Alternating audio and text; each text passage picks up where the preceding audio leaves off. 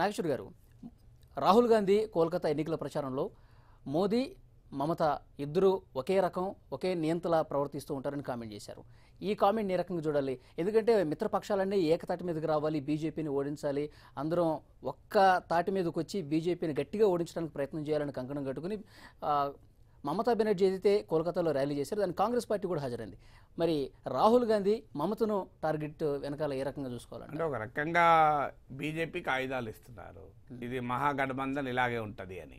ఎందుకంటే మీకు కోల్కతాలో మీరు అన్నట్లు కోల్కతాలో జరిగిన ర్యాలీకి మల్లికార్జున్ ఖార్గే హాజరయ్యారు, రాహుల్ గాంధీ హాజరు కాలేదు. ఎందుకంటే బెంగాల్ కాంగ్రెస్ వద్దన్నది, ఎందుకంటే మమతాతో అక్కడ పొత్తుండకపోవచ్చని. కర్ణాటకలో జరిగిన బెంగళూరులో కుమారస్వామి ప్రమాణ స్వీకారానికి అందరూ హాజరయ్యారు. అలాగే మీకు ఒక దేశంలో బీజేపీ వ్యతిరేక ఓటు స్ప్లిట్ కాకూడదు ఆయా రాష్ట్రాల్లో అంటే అది సాధ్యం కాదు. ఇప్పుడు ఉత్తరప్రదేశ్లో కాంగ్రెస్కి ఎస్పీ బీఎస్పీలకు పొత్తు లేదు, బెంగాల్లో కాంగ్రెస్కు వామపక్షాలకు పొత్తు కుదరలేదు, కాంగ్రెస్కు తృణమూల్ కాంగ్రెస్కు పొత్తు కుదరలేదు, ఆంధ్రప్రదేశ్లో కాంగ్రెస్కు తెలుగుదేశంకు పొత్తు లేదు. ఇలా సగం రాష్ట్రాల్లో పొత్తులు కుదిరాయి, కొన్ని రాష్ట్రాల్లో కుదరలేదు.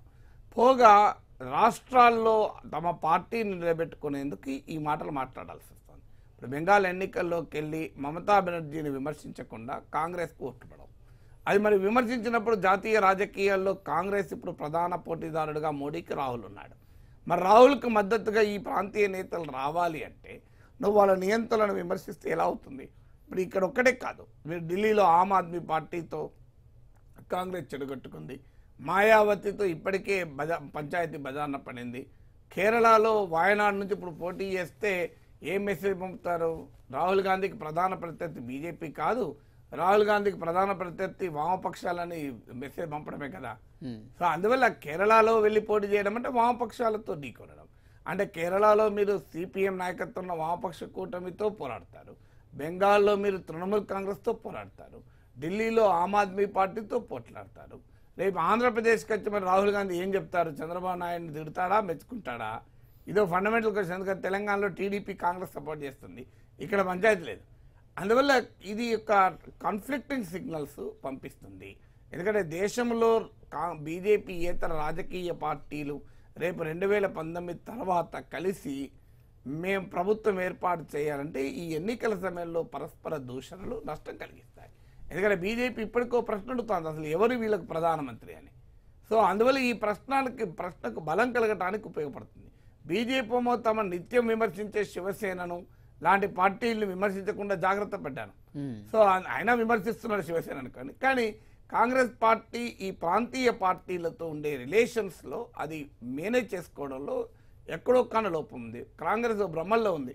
మమతా బెనర్జీని తిడితే బెంగాల్లో 20 సీట్లు వస్తాయని భ్రమల్లో ఉంది, ఉత్తరప్రదేశ్లో 2009లో వచ్చిన 21 సీట్లు వస్తాయని భ్రమల్లో ఉంది, ఆంధ్రప్రదేశ్లో ప్రత్యేక హోదా ఇస్తామని అన్నాం కనుక మాకు 15 సీట్లు వస్తాయని భ్రమల్లో ఉన్నారు, తెలంగాణలో ఈ ఎన్నికలు కేసీఆర్తో సంబంధం లేదని ఇక్కడ 10 సీట్లు వస్తాయని భ్రమల్లో ఉన్నారు.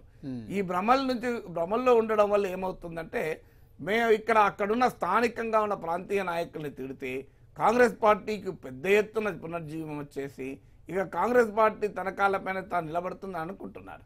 అదే జరిగితే సంతోషమే కాంగ్రెస్ పార్టీకి, కానీ అది జరగక ఉన్నది పోతుంది, అసలు ఉన్న మిత్రులు కూడా పోయే ప్రమాదం కూడా ఏర్పడుతుంది. అందువల్ల కాంగ్రెస్ పార్టీ కొంత సంయమనంతో, రాహుల్ గాంధీ కొంత బాధ్యతగా బీజేపీని ఓడించాలి, దేశంలో అందరూ కలిసి బీజేపీ వ్యతిరేక ఓటు స్ప్లిట్ కాకుండా ఉండాలనే విషయంలో కాంగ్రెస్ పార్టీ ఆ రకమైన పెద్దన్న పాత్ర, బాధ్యతాయుతమైన పాత్ర పోషించాల్సింది.